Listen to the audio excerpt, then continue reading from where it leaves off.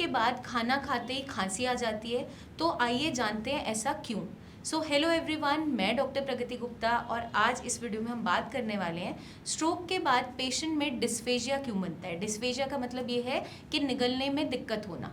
जब भी किसी को स्ट्रोक होता है, आपका स्ट्रोक हेमरेजिक हो सकता है, कोई क्लॉट फॉर्मेशन हुआ था, किसी इंजरी की वजह से हुआ था, तो डिपेंड करता है कि ब्रेन का कौन सा हिस्सा इम्पैक्ट हुआ है और स्ट्रोक का इम्पैक्ट कितना ज़्यादा है, क्योंकि आपकी बॉडी की कोऑर्डिनेशन को कंट्रोल करता है आपका ब्रेन। अगर आपके ब्रेन का वो हिस्सा इफेक्ट हो गया है जो आपका कोऑर्डिनेशन कंट्रोल करता है खाना चबाने के लिए या निगलने के लिए, तो वहाँ के मसल्स अच्छे से परफॉर्म नहीं कर पा रहे होते हैं, जिसके रहते हुए पेशेंट को खाना खाने में दिक्कत होती है, निगलने में दिक्कत होती है। स्पेशली अगर कुछ वो लिक्विड लेता है, जैसे पानी पीता है, दूध पीता है, तो बहुत ज़्यादा धसका उठ जाता है।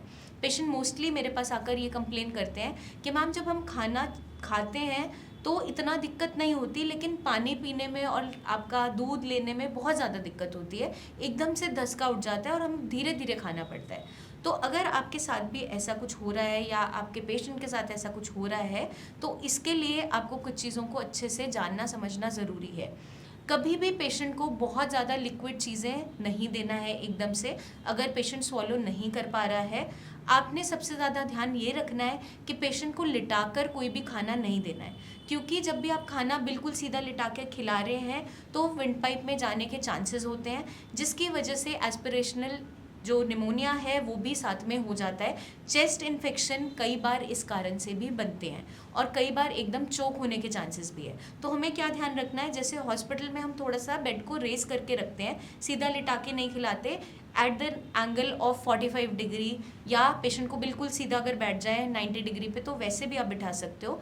छोटे छोटे निवाले आपको खिलाने हैं। बहुत ज़्यादा ऐसा स्टिकी फूड जैसे चिपचिपा कुछ भी, आप बिस्किट खा रहा है पेशेंट, या फिर कोई बहुत चिपकने वाला खाना है, जैसे रोटी खा रहे हैं बट गले में चिपक रही है, अटक रही है, सूखा लग रहा है, ऐसा खाना नहीं देना है।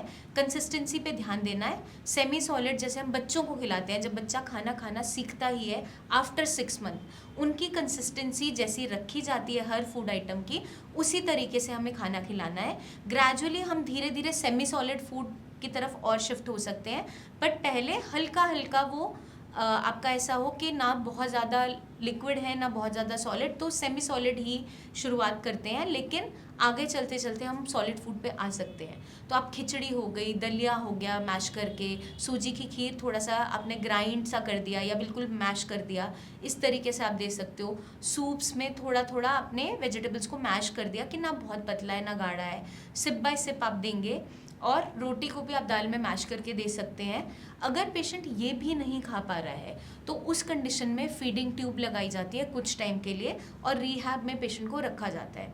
तो एक्सरसाइजेस भी कराई जाती है और थोड़ा सा वेट एंड वॉच किया जाता है, क्योंकि कई बार कोई पेशेंट्स हमारे पास आते हैं जो इनिशियली फीडिंग ट्यूब पे होते हैं, तो मैं उन्हें यही बोलती हूँ कि जब आप हमारा ट्रीटमेंट स्टार्ट कर रहे हैं, एकदम इमिजिएटली आप फीडिंग ट्यूब नहीं हटाएंगे। With in the span of 1 month जब इलाज हम कर रहे हैं, धीरे धीरे पहले मैं उन्हें 1-1, 2-2 चम्मच पानी मुँह से देना शुरू करती हूँ, हनी थोड़ा सा देना स्टार्ट करते हैं। दवाइयाँ अगर लेते हैं, वो ले पा रहे हैं, जैसे एकदम से निगल नहीं पा रहे, फीडिंग ट्यूब के रास्ते दी जा रही है, तो हम क्या करते हैं, टैबलेट को क्रश करा के हनी में मिक्स करा के थोड़ा सा उन्हें चटाना स्टार्ट करते हैं। अगर वो रिफ्लेक्स भी आना शुरू हो जाता है और रिकवरी की तरफ पेशेंट जा रहा है और बेटर रिकवर हो गया है, माउथ से वो लेना स्टार्ट कर देता है, ओरली लेना शुरू कर देता है, तब जाकर फीडिंग ट्यूब को हटाया जाता है।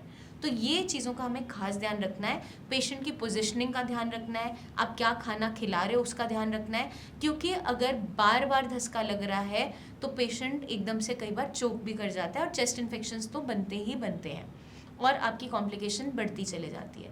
तो मैं उम्मीद करती हूँ ये वीडियो आपको मदद करेगी जानने में, समझने में कि डिस्फेजिया, जो आप खाना अच्छे से सॉलो नहीं कर पा रहे हो, बार बार धसका उठ रहा है, वो क्यों होता है स्ट्रोक के बाद और कॉमनली देखने को मिल भी जाता है पेशेंट में, और कैसे घर बैठे आप इसको मैनेज कर सकते हैं। जितने भी आपके नियर बाय कोई फिजियोथेरेपिस्ट हैं या स्पीच थेरेपिस्ट हैं, उनसे भी आप एक बार कंसल्ट करें। कुछ एक्सरसाइजेज अगर वो ऐड ऑन करते हैं जिससे आपके मसल्स की एक्टिविटी बेटर हो जाती है और कोऑर्डिनेशन वापस आने लगती है, तो ये आपकी प्रॉब्लम सॉल्व होती चली जाती है। जल्दी हम आपसे फिर मिलेंगे, बहुत सी इन्फॉर्मेशन शेयर करते रहेंगे। तब तक के लिए अपना ध्यान रखिएगा एंड टेक केयर।